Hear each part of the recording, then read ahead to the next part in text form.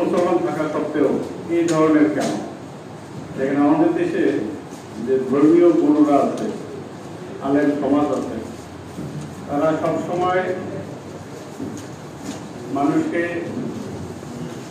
মানুষকে ডাকেন ইবাদত করার জন্য, নামাজ পড়ার জন্য, হজ করার জন্য।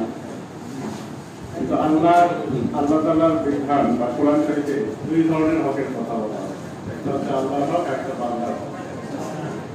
আমাদের দেশে যা ঘটে সবকিছুই বান্দার হকের সাথে মিলেছে। আমি দুর্নীতি করতেছি, কোন একজন আরেকজন মানুষের হক নষ্ট করে দিচ্ছে। তো এই বান্দার হক সম্পর্কে যদি আমরা মুসলমানরা সচেতন হতাম, তাহলে কিন্তু এই দেশে এত দুর্নীতি বা অনিয়ম এটা মনে হয় না থাকবে। আমাদের দিনও আল্লাহর যে সরাসরি নির্দেশ বা যা আমরা আল্লাহর জন্য করি, ইবাদত করি, সেটার বিষয়ে কিন্তু সিদ্ধান্ত দিবেন আল্লাহ তার নিজে। হয়তো কেউ নামাজ পড়ে নাই, তাকে আল্লাহ মাফ করেও দিতে পারে, কিন্তু আমরা দুনিয়াতে বেঁচে থাকা অবস্থায় আরেকজনের হক নষ্ট করলাম, এইটার বিষয়ে ক্ষমা কিন্তু যতক্ষণ ওই ব্যক্তি না করছে ততক্ষণ আল্লাহ ক্ষমা করবেন। আমাদের দেশে আসলে মানুষকে সতর্ক করা উচিত হক সম্পর্কে। একজন মানুষ যখন অন্য মানুষের হক নষ্ট করবে না, তার অটোমেটিক্যালি এই সমাজ থেকে যে অনিয়ম সব দূর হয়ে যাবে।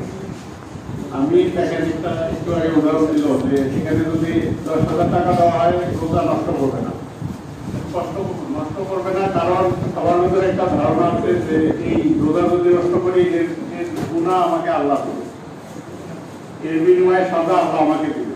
কিন্তু আমি এই রোজা থেকেই 10 টাকা যদি কোথাও ঘুষ পাই সেটা ছাড়ছি, কারণ আমার ভিতরে এই ধারণাই নাই যে আমি আরেকজনের হক নষ্ট করলে এটার জন্য আমাকে সাজা ভোগ করতে হবে। তো আমাদের সমাজের উচিত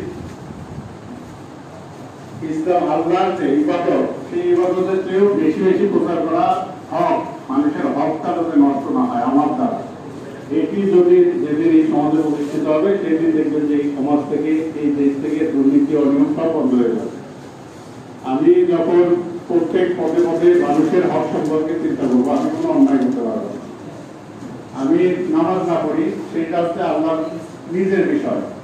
আমি রোজা না রাখি, সেটা আল্লাহর নিজের বিষয়। আল্লাহ আমাকে মাফ করে দিতে পারেন, নাও করে দিতে পারেন। এই পৃথিবীর কোনো মানুষ সেটার বিষয়ে বলতে পারবে না।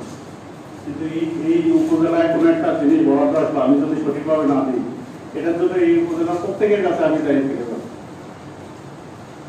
তো আমি এই বান্দার হক নিয়ে যদি সচেতন থাকি, আমরা প্রত্যেকেই যদি সচেতন থাকি, এই সমাজ থেকে কিন্তু অনিয়ম, দুর্নীতি, অনাচার সব উঠে যাবে, একদম বাইরে ডিফল্ট উঠে যাবে। কাউকে আপনার বলতেও হবে না যে আপনি এটা করলেন কেন, কোনো ব্যবসায়ীকে বলতে হবে না যে আপনি দাম বাড়াইলেন কেন, কেউ করবে না। তো আপনাদের সবার প্রতি অনুরোধ, আপনারা নামাজ পড়ার চেয়ে আরেকজনের হক নষ্ট করা বেশি অপরাধ, এই জিনিসগুলো প্রচার করতে হবে। আমাদের দেশে কিন্তু হক নিয়ে কেউ কথা বলে না, কোনো আরেক সমাজের কেউ কথা বলে না, বললেও সেটা সংক্ষেপে বা উচ্চ রাখে।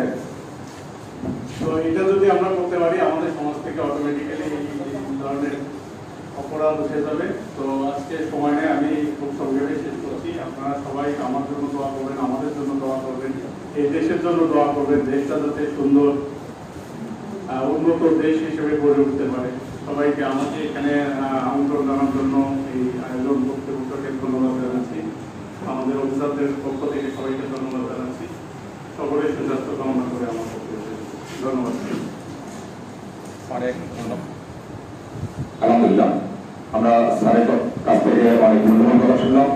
স্যারকে আমরা আমাদের আজকের এই আয়োজকদের পক্ষ থেকে স্যারকে মোবারকবাদ জানাচ্ছি আমাদেরকে মূল্যবান সময় দেওয়ার জন্য। আমরা এখানে আজকে দাওয়াত করেছিলাম শিক্ষক, পেশাজীবী এবং সকল প্রকার পেশাজীবী যারা আছেন। আমরা প্রত্যেকটা অফিসে চিঠি দিয়েছি, আইনজীবী ভাইদেরকে চিঠি দিয়েছি, আইনজীবীদেরকে, সাংবাদিক বন্ধুদেরকে চিঠি দিয়েছি, নিরাপত্তা কর্মী, পুলিশ ভাইদেরকে চিঠি দিয়েছি। আমরা চেয়েছিলাম যে সবাই আমরা ঐক্যবদ্ধ থেকে এই দেবীগঞ্জটা বিনির্মাণের জন্য আমরা কিছু গাইডলাইন পাবো। তো আলহামদুলিল্লাহ আমাদের মধ্যে স্যার উপস্থিত হয়েছেন এবং অনেক কর্মকর্তা উপস্থিত হয়েছেন। আমাদের পক্ষ থেকে আমরা সবাইকে সমানভাবে বসার ব্যবস্থা করতে পারিনি, সমানভাবে সম্মানিত ভাবে যে আসন দেওয়ার কথা ছিল আমরা করতে পারিনি। এজন্য আমরা আয়োজকদের পক্ষ থেকে আমি আপনাদের সকলের কাছে ক্ষমা প্রার্থনা করছি। আপনাদের সকলের হাতে ইফতার পৌঁছায় দেওয়া হয়েছে। আমাদের সামান্য একটু আয়োজন আছে আপনাদের জন্য, আপনারা সাদরে গ্রহণ করবেন। তো এ পর্যায়ে দোয়া এবং মোনাজাত পরিচালনা করবেন আমাদের অধ্যাপক ভাই মুজিবুর রহমান, আমাদের সম্মানিত একজন আলোচক।